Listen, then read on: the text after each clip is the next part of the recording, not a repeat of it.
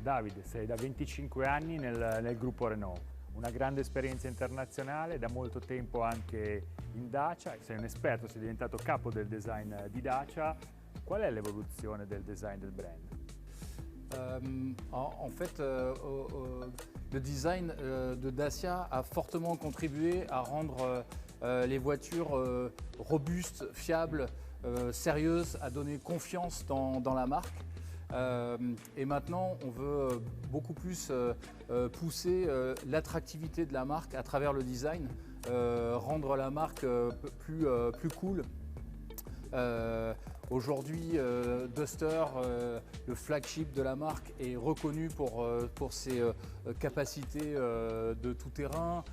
Les stepway peuvent accéder sur des mauvaises routes à peu près partout.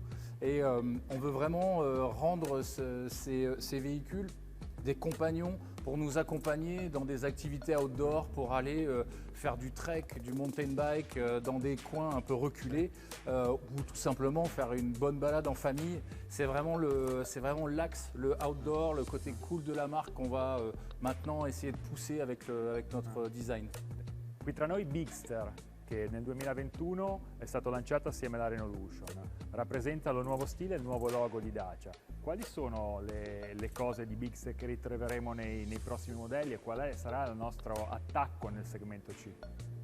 En fait, je ne peux pas en dire trop, mais je peux quand même dire que chez Dacia, on a l'habitude de tenir nos promesses.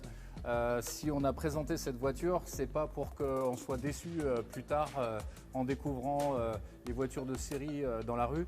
Donc je peux déjà annoncer que les futurs modèles de Dacia seront très proches de notre concept.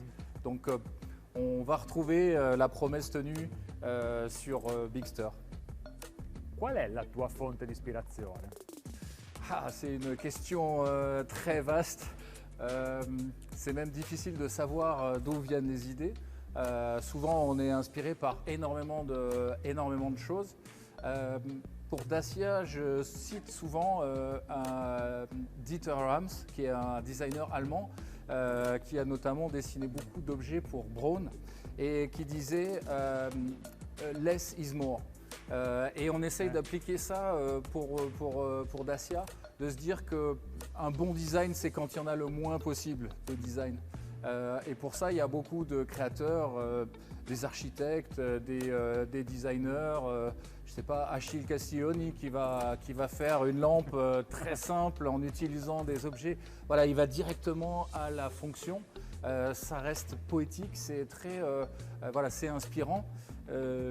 Après, je pense que les designers, ils trouvent aussi de l'inspiration dans leur usage eux-mêmes au quotidien de l'automobile, en essayant de répondre à des attentes qu'ils ont aussi eux en utilisant des véhicules.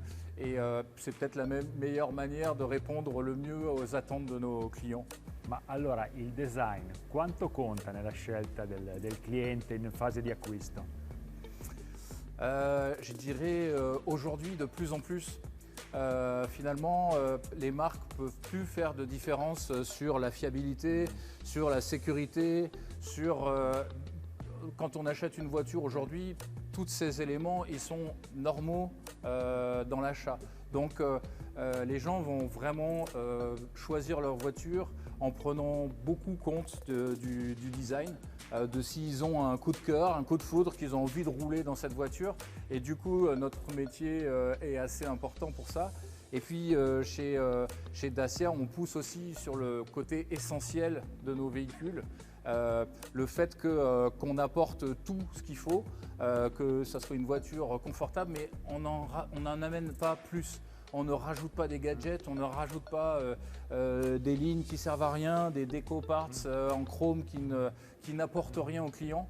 Et ça, je pense qu'il y a beaucoup de clients qui se retrouvent là-dedans, dans le fait d'acheter une voiture finalement essentielle, qui répond à tous ses besoins, qui a un style attractif, qu'ils ont envie de rouler avec, mais qui reste essentiel. Ok, molto molto interessante. Grazie David. Merci. Grazie.